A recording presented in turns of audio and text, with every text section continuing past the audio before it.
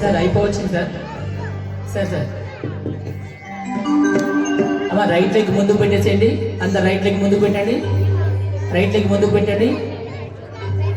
Right leg ముందుకు పెట్టి ముందుకు వచ్చేసేయండి అందరూ.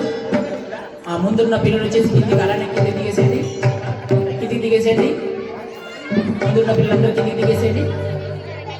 ఇటు వచ్చేసేయండి. మీ ప్లేస్లోకి వచ్చేసేయండి. అక్కడ నుంచి డైరెక్ట్గా పేరెంట్స్ ఉన్న వాళ్ళని